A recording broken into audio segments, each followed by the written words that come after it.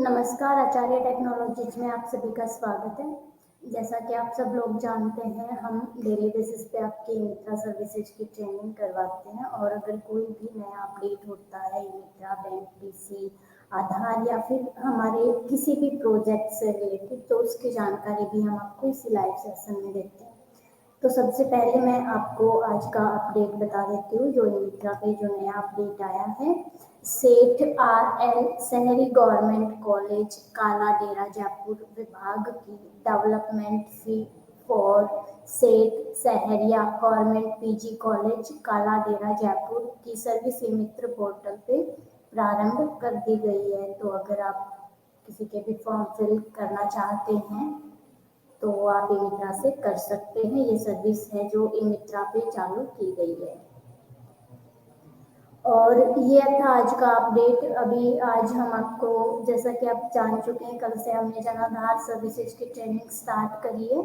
तो कल आप ई कार्ड प्रिंट कैसे कर सकते हैं इसकी ट्रेनिंग हमने दी थी आपको, और आज हम आपको बताएंगे जेनेरिक सर्च में आप कैसे और क्या सर्च कर सकते हैं। जो ऑप्शंस अवेलेबल हैं जनाधार पोर्टल पे, जेनेरिक सर्च में आप क्या कर सकते हैं। फैमिली एनरोलमेंट स्टेटस में आप इसका स्टेटस देख सकते हैं, हर एक जनाधार का स्टेटस देख सकते हैं, और वो अभी हम बताएंगे कैसे आप चेक कर सकते हैं। कोई एडिटिंग की है, अगर वो निरस्त हो गई है तो वो कैसे आप चेक कर सकते हो, क्यों हुई है ये आप कैसे चेक कर सकते हैं, और क्या एडिटिंग की गई थी ये आप कैसे चेक कर सकते हैं, वो अभी हम आपको बताएंगे। तो अगर आपकी कोई भी क्वेरीज हो तो आप हमें कमेंट करते रहना। दूसरा मैं आपको बताना चाहूँगी कि अगर आप न्यू ई मित्रा लेना चाहते हैं या फिर आपके पास ऑलरेडी ई मित्रा है, तो उसमें अगर आपको कोई भी दिक्कत आ रही है तो कमेंट बॉक्स में आपको टेक्निकल टीम के जो नंबर हैं वो आपको दे दिए गए हैं। उन नंबर्स पे आप हमें कांटेक्ट कर सकते हैं। और अगर आपको न्यू ई मित्रा लेना है तो आप हमें, जो नंबर आपको स्क्रीन पे शेयर हो रहा है, इस नंबर पे आप हमें संपर्क कर सकते हैं। जो आपके डॉक्यूमेंट लगेंगे वो है आधार कार्ड, पैन कार्ड, 10th की marksheet, bank details, police verification, address proof, आपका फोटो और जनाधार। ये डॉक्यूमेंट अगर आपके पास कंप्लीट हैं तो आप ई मित्रा के लिए आवेदन कर सकते हैं। और अपने डॉक्यूमेंट, जो नंबर आपको स्क्रीन पे शेयर हो रहा है, इस पे आप हमें व्हाट्सएप पे भेज सकते हैं। तो अभी मैं ई मित्रा लॉगिन करके आपको बताऊंगी कि आप जनाधार में जो दो ऑप्शन है पोर्टल पे, जेनेरिक सर्च और फैमिली एनरोलमेंट स्टेटस का यूज आप कैसे कैसे और किसमें कर सकते हैं।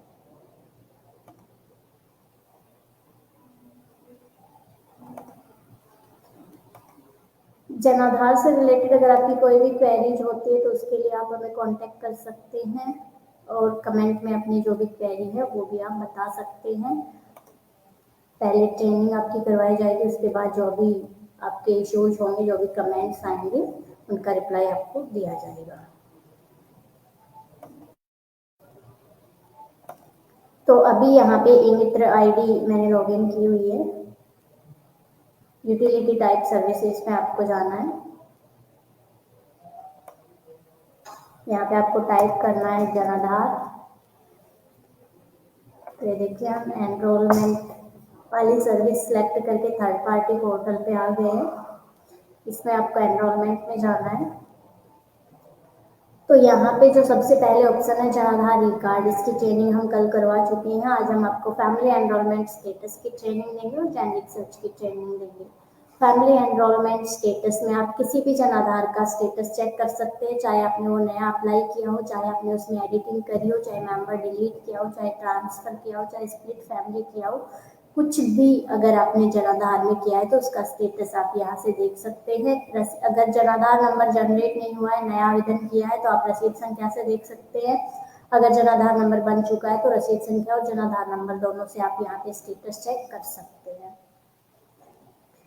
तो जैसे मैं यहाँ पे एक जनाधार नंबर आपको लगा के दिखाऊंगी। ये जनाधार नंबर है और खोजे पे क्लिक किया तो ये देखिए, इसका पूरा यहाँ पे रिकॉर्ड हमारे पास शो हो गया है इस जनाधार का, कि ये कब बना था, NFSA यस है या नो है, इसमें एडिटिंग चल रही है। जैसा कि आप इसमें देख रहे हैं कि इसमें रेड मार्क आ रहा है यहाँ पे, अगर किसी भी नाम के आगे रेड मार्क आता है तो मतलब उसके डॉक्यूमेंट आगे से वेरीफाई नहीं है। अगर अपलोड नहीं है तो डॉक्यूमेंट अपलोड करें और ब्लॉक ऑफिस से वेरीफाई करवाएं, तब जाके इनकी प्रोफाइल कंप्लीट होगी।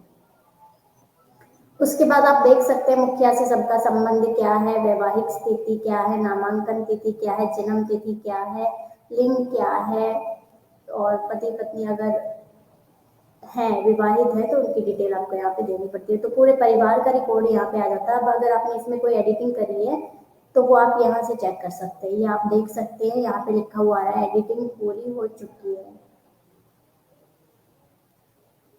लेकिन वो प्रथम स्तरीय सत्यापन लंबित है, फर्स्ट लेवल पे वो अभी पेंडिंग है। तो इन्होंने एडिटिंग क्या करी है ये आप यहाँ से देख सकते हैं। एडिटिंग पूरी हो चुकी है पे क्लिक करेंगे तो इन्होंने ये देखिए क्या क्या एडिट किया है। यहाँ पे नाम आ जाएंगे और कब की है वो डेट आ जाएगी, 22 फरवरी, कल ही इसमें एडिटिंग की गई है। नाम आ जाएंगे किस किस मेंबर में उन्होंने एडिटिंग करी है, तो यहाँ पे सबका नाम आ रहा है। तो क्या क्या एडिट किया है ये भी आपको यहाँ पे शो हो जाएगा। कोई भी एडिटिंग करी है तो वो यहाँ पे आपको शो हो जाएगी। उसके बाद आप यहाँ से चेक कर सकते हैं। अभी ये फर्स्ट लेवल पे पेंडिंग है। अगर वो रिकॉर्ड या तो डुप्लीकेट रिकॉर्ड के कारण या फिर किसी अन्य रीजन के कारण अगर डॉक्यूमेंट कंप्लीट नहीं है, तो अगर आपकी एडिटिंग जो भी आपने अपडेटिंग किया है वो रिजेक्ट हो जाता है, निरस्त हो जाता है, तो यहाँ पे जो लाइन लिखी हुई आती है यह आपका प्रथम स्तरीय सत्यापन या फिर द्वितीय स्तरीय सत्यापन पे आपका ये जनाधार जो है वो निरस्त कर दिया गया है, जो भी आपने अपडेटिंग किया था। तो उस लाइन पे अगर आप क्लिक करते हैं तो ओपन करेंगे तो वहां पे शो हो जाएगा किस कारण से वो रिजेक्ट हुआ है। बहुत बार वो जो रिजेक्ट होता है उसका कारण डुप्लीकेट रिकॉर्ड होता है। तो अगर पहले से उनकी कोई भी डिटेल जनाधार में यूज हो चुकी है तो वो आप दोबारा यूज ना करें, या फिर पहले उसको डिलीट करें, वहां से परमानेंट डिलीट करवाएं विभाग से, उसके बाद आप उसको यूज कर सकते हैं। नहीं तो आपका जनाधार जो वो रिजेक्ट कर दिया जाता है विभाग द्वारा। तो ऐसे आप यहाँ से चेक कर सकते हैं एडिटिंग कब हुई है, डेट यहाँ पे आ जाएगी, क्या हुई है वो आप यहाँ से चेक कर सकते हैं इस लाइन पे क्लिक करके। और यूजर आईडी एडिटिंग कौन सी आईडी से हुई है और अब कहाँ पे पेंडिंग है वो भी आपको यहाँ पे शो हो जाएगा जनाधार के स्टेटस में। और जितनी बार भी आप एडिटिंग करेंगे वो आपको नीचे यहाँ पे शो होती जाएगी, पूरा रिकॉर्ड आपको यहीं पे शो हो जाएगा। अब अगर आप किसी भी मेंबर की डिटेल देखना चाहते हैं कि इसमें क्या अपडेट नहीं है, क्या अपडेट है, किसी की डीओ भी गलत है, जो भी रीजन है वो आप यहाँ से देख सकते हैं। अगर आप राजस्थान में कोई भी स्कीम चालू होती है, कोई भी सर्विस के लिए अगर आपको आवेदन करना है, कास्ट, बोनाफाइड, DWS जो भी है, उसका पूरा डेटा आपका जनाधार से फैच होता है। तो अगर आप कोई भी स्कीम या सर्विस के लिए आवेदन करते हैं तो उससे पहले आपको जनाधार का स्टेटस चेक करना है। अगर जनाधार कंप्लीट है तो ही आप स्कीम के लिए आवेदन कर सकते हैं, नहीं तो पहले आप जनाधार को कंप्लीट कीजिए, उसके बाद आप स्कीम के लिए या फिर सर्विस के लिए आप आवेदन कीजिए। जैसे यहाँ पे देखे करेंगे तो ना तो इनकी यहाँ पे जैसे आपको शो हो गया, ना तो इनकी बैंक डिटेल्स अपडेटेड है, बहुत सारी डिटेल है जो इनकी अपडेटेड नहीं है। तो अगर आप किसी भी सर्विस या स्कीम के लिए आवेदन करना चाहते हैं तो पहले इनकी आप कंप्लीट डिटेल, वार्षिक आय जो है वो अभी मैंडेटरी कर दिया गया है, जैसा कि आप जानते हैं वार्षिक आय सबकी अपडेटेड होनी चाहिए। तो वो भी यहाँ पे अपडेट नहीं है, वो अपडेट करनी है। बैंक खाता संख्या भी अपडेट नहीं है, बैंक डिटेल्स भी आपको अपडेट इसमें करने पड़ेंगे। उसके बाद यहाँ पे आप इनके लिए किसी भी सर्विस या स्कीम का आवेदन कर सकते हैं।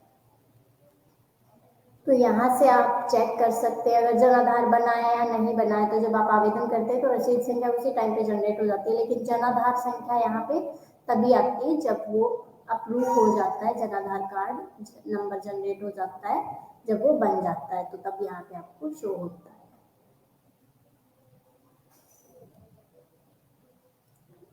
तो ऐसे आप जनाधार का स्टेटस चेक कर सकते हैं। अब मैं आपको नेक्स्ट ऑप्शन बताऊंगी, अगर आपको कोई भी क्वेरी है तो वो आप कमेंट बॉक्स में लिख सकते हैं। जेनरिक सर्च ऑप्शन क्यों यूज होता है ये अभी मैं आपको बताऊंगी। जेनरिक सर्च जो है उसमें आप अगर जैसे कोई भी मेंबर किसी भी उनका जनाधार बना हुआ है लेकिन उनके पास उसकी कोई भी डिटेल नहीं है, ना जनाधार है, ना जनाधार संख्या है और ना ही रसीद संख्या, और वो अपना जनाधार निकलवाना चाहते हैं, नया बनवा रहे हैं तो ऑलरेडी आ रहा है या फिर डुप्लीकेट रिकॉर्ड आ रहे हैं। तो उसके लिए आप उनकी जेनेरिक सर्च से आप उनके जनाधार की रसीद संख्या या फिर जनाधार नंबर निकाल सकते हैं। कैसे निकालेंगे? आधार नंबर तो उनके पास होगा ही, क्योंकि आधार नंबर अभी जनाधार में मैंडेटरी कर दिया गया है, तो आधार नंबर से निकाल सकते हैं। अगर उनके पास आधार नंबर है तो अकाउंट नंबर है तो अकाउंट नंबर से निकाल सकते हैं। जनाधार मेंबर आईडी है तो उससे भी निकाल सकते हैं। राशन नंबर है तो उससे भी निकाल सकते हैं। मोबाइल नंबर है तो उससे भी निकाल सकते हैं। सबसे पहले मैं आपको बता रही हूँ आप आधार नंबर से कैसे निकाल सकते हैं। तो अभी देखिए मैं यहाँ पे आधार नंबर टाइप करूंगी। इनको पता नहीं है कि जनाधार इनका बना हुआ है या नहीं बना हुआ है, तो आप किसी भी आधार नंबर से आप चेक कर सकते हैं। सर्च करेंगे तो ये देखिए इस आधार नंबर से कोई भी रिकॉर्ड अवेलेबल नहीं है,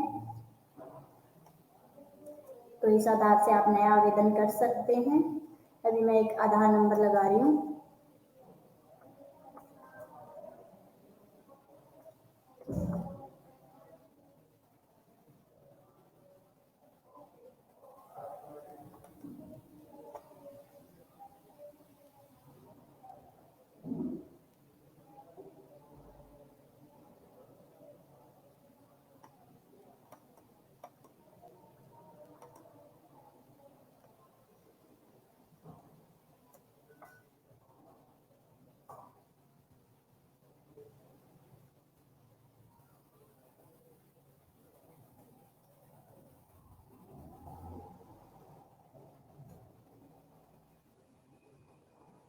ये देखिए यहाँ पे मैंने जो आधार नंबर लगा के जैसे ही सर्च किया तो यहाँ पे इनका रिकॉर्ड आ गया कि ये इस जनाधार में ऐड है। यहाँ पे इनकी एनरोलमेंट आईडी आ गई है। अगर आपको अब देखना है इनके जनाधार का स्टेटस क्या है, कब का बना हुआ है, बना है या नहीं बना है,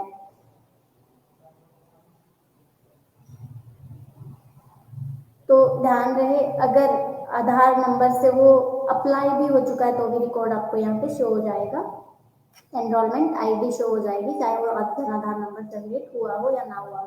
तो एनरोलमेंट यहाँ से एनरोलमेंट आईडी कॉपी करेंगे। अब आपको अगर देखना है कि जनाधार बना हुआ है या नहीं बना हुआ है या फिर उसकी क्या स्थिति है, तो जनाधार स्टेटस में जाके यहाँ पे रसीद संख्या लगाएंगे और खोजे करेंगे तो इस जनाधार का रिकॉर्ड आ जाएगा। अगर जनाधार नंबर ये बन चुका है और क्या क्या कौन कौन इसमें ऐड है और क्या उसमें एडिटिंग अगर कोई चल रही है या फिर स्टेटस क्या है, तो वो आप यहाँ से चेक कर सकते हैं। उसके बाद अगर आपके पास उनके मोबाइल नंबर हैं, उनसे आप चेक करना चाहते हैं और कोई डिटेल नहीं है, तो मैं आपको मोबाइल नंबर से भी डिटेल निकाल के दिखा देती हूँ।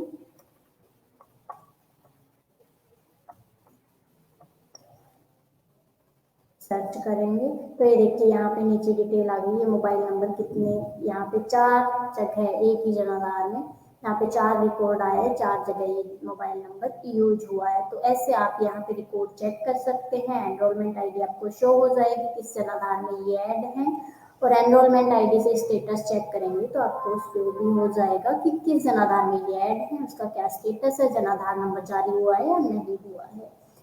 तो ये 2 ऑप्शन के आज हमने ट्रेनिंग दी है जनाधार की, जो 2 सर्विसेज अवेलेबल हैं। एनरोलमेंट स्टेटस में आप कैसे कैसे स्टेटस चेक कर सकते हैं, जेनेरिक सर्च में आप क्या सर्च कर सकते हैं। कोई भी अगर डुप्लीकेट बता रहा है तो वो क्यों बता रहा है, तो वो आप यहाँ से चेक कर सकते हैं। अगर आप कोई भी क्वेरीज आपकी है तो उसके लिए आप हमें कमेंट करें, आपके सभी कमेंट का जवाब दिया जाएगा। उसके बाद आज का सवाल आपसे पूछा जाएगा, जो कि उस सवाल का जवाब सबसे पहले और सही देंगे वो आज के विनर होंगे।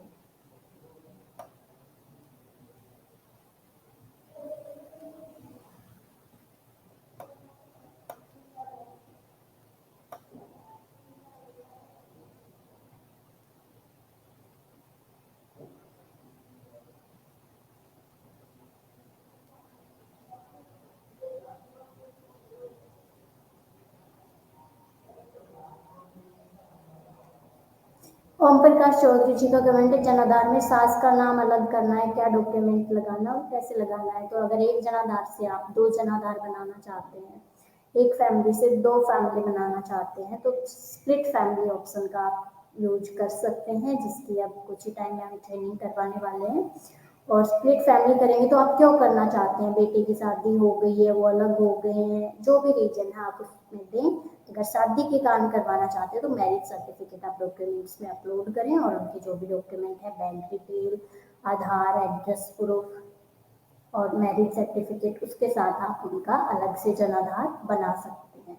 स्प्लिट फैमिली का यूज आप उसमें करें।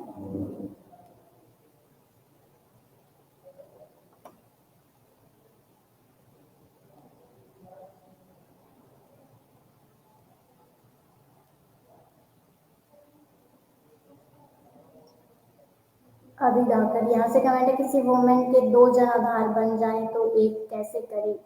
तो ये जानकारी मैं आपको देना चाहती हूँ। आधार नंबर से आप एक ही जनाधार बना सकते हैं, एक आधार से एक ही जनाधार के लिए आवेदन कर सकते हैं, नहीं तो वो डुप्लीकेट बताएगा। एक आधार जो है वो आप एक ही जनाधार में यूज कर सकते हैं।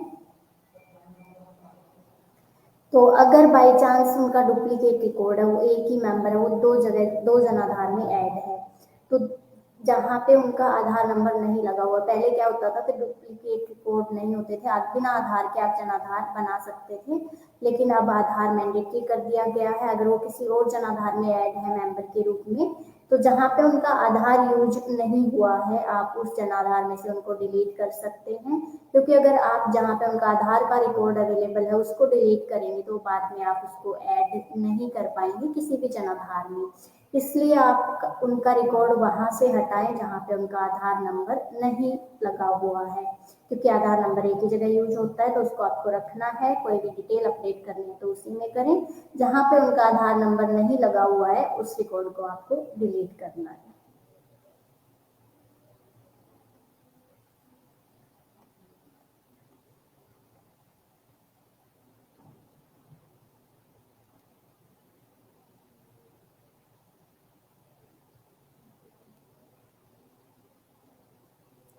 तो अगर आपके अगर कोई भी क्वेरीज है तो आप उसके लिए कमेंट कर सकते हैं। तब तक जो बेसिक डिटेल है वो मैं आपको बता देती हूँ। अगर आपने न्यू मित्रा लिया है तो 30 दिन के अंदर सेल्फ इंस्पेक्शन कर दें, नहीं तो आपकी मित्र की सर्विसेज विभाग द्वारा बंद कर दी जाती हैं। अगर आप कंटिन्यू 30 दिन तक मित्रा पे ट्रांजेक्शन नहीं करते हैं तो भी आपका मित्रा नॉन फंक्शनल में बंद कर दिया जाता है। उसको चालू करने के लिए फिर आपको 500 रुपये पेनल्टी पे करनी पड़ती है, और पेनल्टी पे करने के बाद अपने जो LSP है वहाँ पे मेल डालना पड़ता है चालू कराने के लिए। और अगर आप कंटिन्यू 3 महीने तक ई मित्रा पे ट्रांजैक्शन नहीं करते हैं तो आपका ई मित्रा परमानेंट विभाग द्वारा बंद कर दिया जाता है। फिर उसको चालू करने के लिए आपको चाहे आप कुछ भी कर ले वो चालू नहीं होगा अगर एक बार परमानेंटली बंद हो गया है तो, क्योंकि 1 साल से पहले फिर आप ना तो नया ई मित्रा ले सकते हैं और ना ही उस ई मित्रा को चालू करा सकते हैं। तो कंटिन्यू ई मित्रा पे आपको ट्रांजैक्शन करने हैं, जितने ज़्यादा ट्रांजैक्शन करेंगे उतना ही ज़्यादा आपका कमीशन आएगा। धन्नालाल जी का कमेंट है, मित्रा में कमीशन कैसे चेक कर सकते हैं? तो हमने अभी 2 दिन पहले ही यही ट्रेनिंग करवाई है आपकी कि आप कमीशन कैसे चेक कर सकते हैं। तो परसों वाला वीडियो यूट्यूब और फेसबुक दोनों पे अवेलेबल है, वो आप वीडियो देख सकते हैं और पता कर सकते हैं कि कैसे आप कमीशन चेक कर सकते हैं। नरेंद्र कुमार जी का कमेंट है, जनाधार मेंबर ऐड करने एरर आता है, माता पिता की आयु 30 से अधिक होनी चाहिए। जी हाँ, बिल्कुल। जनाधार मेंबर ऐड अगर आप किसको कर रहे हैं पहले तो ये बताइए, और माता पिता और बच्चे की उम्र में कम से कम 15 साल का फर्क होना अनिवार्य है। तो आप ये देखिए कि उस जनाधार में एज किसकी गलत अपडेटेड है। अगर किसी की गलत है तो पहले उसको सही करें, उसके बाद आप मेंबर को ऐड करें। या फिर ये हो सकता है कि आप उनका रिलेशन गलत सेलेक्ट कर रहे हैं, तो आप वो चेक करें जनाधार को दोबारा से और उसके बाद आप अपडेट करें। तो अभी आज का सवाल मैं आप लोगों से पूछती हूँ, जो कि उस सवाल का जवाब सबसे पहले और सही देंगे वो आज के विनर होंगे। और जिन सर्विसेज की ट्रेनिंग हम करवा चुके होते हैं उन्हीं सर्विसेज से रिलेटेड आपसे क्वेश्चन पूछे जाते हैं, और जो विनर होता है वो उसको सेम डे हम विनर कोड भेज देते हैं। वो विनर कोड आप हमारे डीसी को देके और स्टेशनरी ले सकते हैं। अगर आप डिस्ट्रिक्ट कोऑर्डिनेटर से संपर्क नहीं कर पा रहे हैं तो उसके लिए डायरेक्ट आप हमें भी संपर्क कर सकते हैं। तो आज का सवाल है, सामाजिक सुरक्षा पेंशन का आवेदन करने के लिए मित्र पर कौन सी सर्विस दी गई है, सर्विस का पूरा नाम आपको बताना है। ये आज का सवाल है। जो कियोस्क सबसे पहले और सही बताएंगे वो ही आज के विनर होंगे। बिल्कुल आसान सवाल है। सामाजिक सुरक्षा पेंशन का आवेदन करने के लिए मित्र पर कौन सी सर्विस उपलब्ध है, सर्विस का पूरा नाम आपको बताना है। एक अक्षर या दो अक्षर नहीं लिख के भेजने हैं, पूरा नाम आपको बताना है।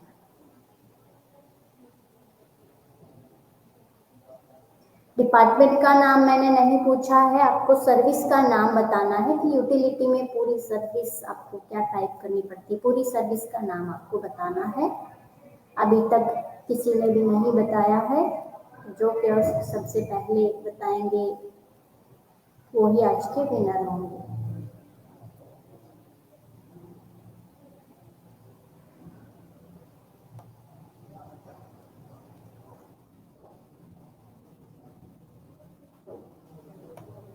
सामाजिक सुरक्षा पेंशन के लिए जब आप आवेदन करते हैं तो आप जो सर्विस वहाँ पे टाइप करते हैं तो सर्विस का नाम बताइए। पूरा नाम आपको बताना है, एक या दो अक्षर नहीं बताना है।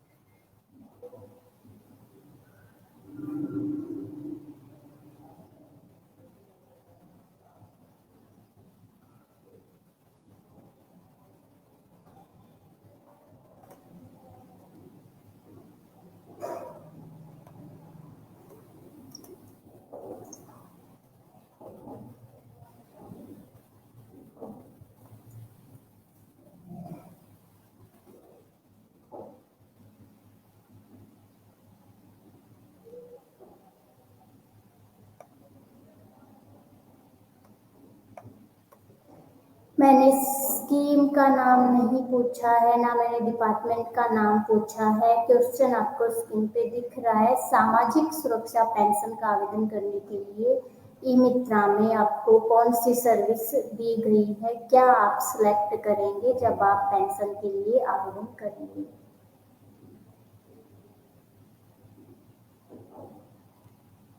सर्विस का नाम आपको बताना है। बहुत ही आसान सवाल है, जो हर एक ई मित्रा पे सर्विस यूज होती है उससे रिलेटेड क्वेश्चन आज हमने आपसे पूछा है। सर्विस का नाम आपको बताना है, डिपार्टमेंट का नाम आपको नहीं बताना है।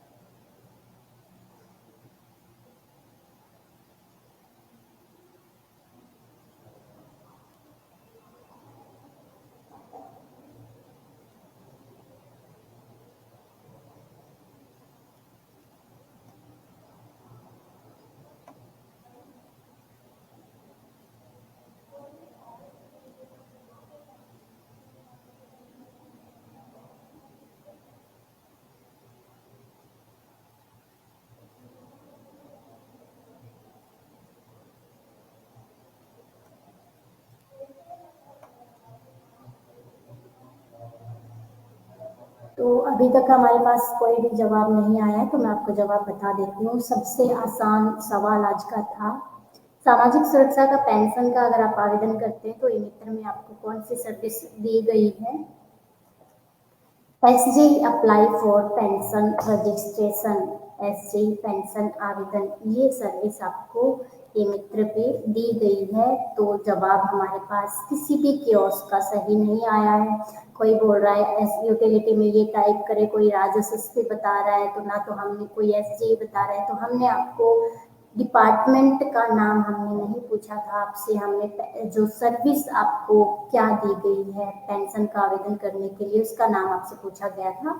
तो किसी भी कियोस्क का जवाब हमारे पास नहीं आया। सही जवाब जो आपको स्क्रीन पे शेयर हो रहा है ये है SJ apply for pension registration.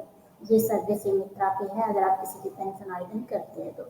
Thank you so much. अगर आप खुद जानना चाहते हैं सर्विसेज के बारे में तो लाइव सेशन में ज़रूर जुड़ें।